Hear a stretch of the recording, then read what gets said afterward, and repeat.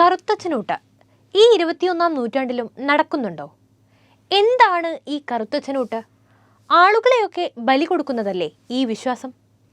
സാത്താൻ സേവ അല്ലെങ്കിൽ കറുത്തച്ഛനൂട്ട് പല പല സിനിമകളിലൂടെയും പുസ്തകങ്ങളിലൂടെയും നിങ്ങളിത് കേട്ടുകാണും. ഈ ആരാധന നമ്മുടെ കേരളത്തിലും നടക്കുന്നുണ്ടെന്ന് പറഞ്ഞാൽ വിശ്വസിക്കാൻ പ്രയാസമുണ്ടോ? ഉണ്ടെങ്കിൽ ഇത് കേട്ടാൽ നിങ്ങൾ തീർച്ചയായും കുറച്ച് പേടിക്കാൻ സാധ്യതയുണ്ട്. ജാസി ഗിഫ്റ്റിനെ നമുക്കിടയിൽ പരിചിതനാക്കിയ റെയിൻ റെയിൻ എന്ന സിനിമയിലൂടെയാണ് മലയാളികൾ ന്യൂ ജനറേഷൻ സാത്തനിക് വേർഷിപ്പ് എന്തെന്ന് ആദ്യമായി മനസ്സിലാക്കുന്നത്. എന്നാൽ ഇതിനെക്കുറിച്ച് കൂടുതൽ മനസ്സിലാക്കാൻ ശ്രമിച്ചാൽ അതിഭീകരമായ കഥകളാണ് നമുക്ക് മുമ്പിൽ എത്തുക. കേരളത്തിന്റെ പല പല ഭാഗങ്ങളിൽ, പ്രത്യേകിച്ച് കൊച്ചിയുടെ ഒറ്റപ്പെട്ട പ്രദേശങ്ങളിൽ സാത്തനിക് ആരാധന ഇപ്പോഴും നടക്കുന്നുണ്ടത്രേ. ഇങ്ങനെയൊരിക്കൽ ഇതിൽ വിശ്വസിച്ച് പിന്നീട് അതിൽ നിന്ന് വിട്ടുപോകുന്ന ഒരു വ്യക്തി പറയുന്നത് നമുക്ക് കേൾക്കാം. ഒരിക്കൽ വന്നുപെട്ടാൽ പിന്നെ പുറത്തു കടക്കാൻ കഴിയാത്ത വലിയൊരു കുരുക്കാണ് ബ്ലാക്ക് മാസ് അഥവാ സാത്താൻ സേവ എന്നാണ്. ആദ്യം തന്നെ എന്താണ് സത്യത്തിൽ ബ്ലാക്ക് മാസ് എന്ന് നോക്കാം. കറുത്ത കുർബാന എന്നത് സാത്താൻ സേവയ്ക്ക് ഉപയോഗിച്ചിരുന്ന ഒരു വാക്കായിരുന്നില്ല. മധ്യകാലഘട്ടത്തിൽ ശത്രുക്കളുടെ നാശത്തിനു വേണ്ടി വിശ്വാസികൾ കാഴ്ചവെച്ചിരുന്ന ദിവ്യ ബലികളെയാണ് കറുത്ത കുർബാന എന്ന് വിളിച്ചിരുന്നത്. നമ്മുടെ നാട്ടിലെ ശത്രു സംഹാര പൂജകൾക്ക് സമാനമായ ലക്ഷ്യത്തോടെ ക്രൈസ്തവർ അർപ്പിച്ചിരുന്ന കുർബാനകളായിരുന്നു ഇത്. എന്നാൽ ഇത്തരം ബലിയർപ്പണ രീതികൾ 15-ാം നൂറ്റാണ്ടോടെ സഭയിൽ നിരോധിച്ചു. അങ്ങനെയാണ് കറുത്ത കുർബാന എന്ന പേരിൽ സാത്താൻ ആരാധനയ്ക്ക് തുടക്കമിടുന്നത്. സാത്താനുമായി ബന്ധപ്പെട്ട ആരാധനാ രൂപങ്ങൾ പുരാതന കാലം മുതലേ നിലനിന്നിരുന്നുവെങ്കിലും റോമൻ കുർബാന ക്രമത്തിന്റെ ആക്ഷേപാനുകരണം എന്ന രീതിയിലുള്ള ആദ്യത്തെ കറുത്ത കുർബാന നടക്കുന്നത് 17-ാം നൂറ്റാണ്ടിലാണ്.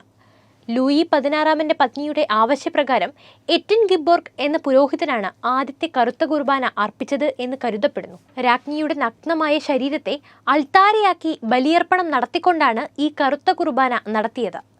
എന്നാൽ ഇവിടെ സാത്താൻ ആരാധനയായിട്ടല്ല ബലിയർപ്പണം നടത്തിയത്. ശരീരത്തിൽ വെച്ച് കുർബാനയുടെ അത്ഭുതകരമായ വസ്തുഭേദം സംഭവിക്കുന്നതിലൂടെ തൻ്റെ ശരീരത്തിന് രാജാവിനെ ആകർഷിക്കാനുള്ള വശ്യശക്തി ലഭിക്കുമെന്ന രാജ്ഞിയുടെ അബദ്ധധാരണയാണ് ഈ ബലിയർപ്പണത്തിന് പിന്നിലെ പ്രേരകം. എന്നാൽ വിചിത്ര രീതിയിലുള്ള ബലിയർപ്പണത്തിന്റെ നടപടിക്രമങ്ങളെ സാത്താൻ ആരാധനയുമായി ബന്ധിപ്പിച്ചുകൊണ്ടാണ് പിൽക്കാലത്ത് കറുത്ത കുർബാന എന്ന പേരിൽ നിലവിലുള്ള സാത്താൻ ആരാധന രൂപം കൊണ്ടത്. ഇനി എന്താണ് ഇതിന്റെ വിശ്വാസം എന്ന് നോക്കാം. ഈ വിശ്വാസപ്രകാരം ദൈവം എന്നൊരാളില്ല.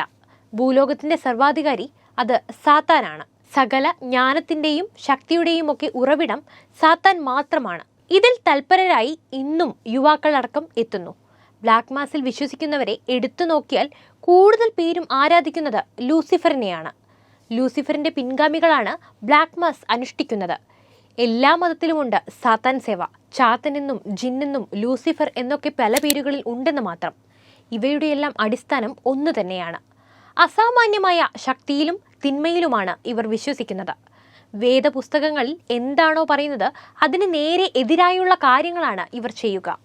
സ്വബോധത്തോടെ ആത്മാവ് ശരീരത്തിൽ നിന്നും പുറത്തു കടക്കുന്നതിനായാണ് ബ്ലാക്ക് മാസ് ചടങ്ങുകൾ നേതൃത്വം നൽകുക. അതിന്റെ ഭാഗമാണ് ആസ്ട്രൽ പ്രൊജക്ഷൻ. ഇതിൽ വിജയിച്ചാൽ വിശാലമായതും നഗ്ന നേത്രങ്ങൾ കൊണ്ട് കാണാൻ പറ്റാത്തതുമായ കാഴ്ചകൾ കാണാനാകുമെന്നാണ് വിശ്വാസം.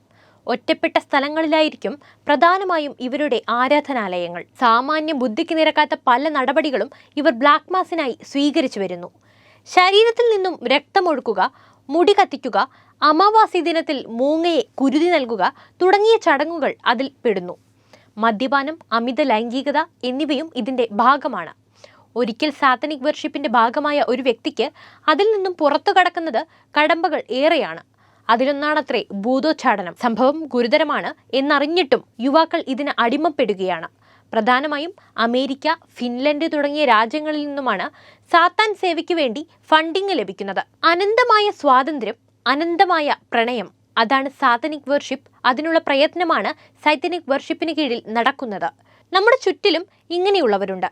അതിനുദാഹരണമാണ് പത്തനംതിട്ടയിലെ നരബലി സംഭവം.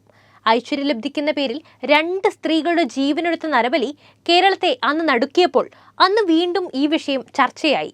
ഒന്ന് വീണ്ടും ഓർമ്മിപ്പിക്കുന്നു, ഒന്ന് വന്നുപെട്ടാൽ പിന്നീട് ഊരിപ്പോരാൻ കഴിയാത്ത ഊരാക്കുടുക്കാണിത്. സമൂഹത്തിന് തെറ്റായ സന്ദേശം നൽകുന്ന ഒന്ന്.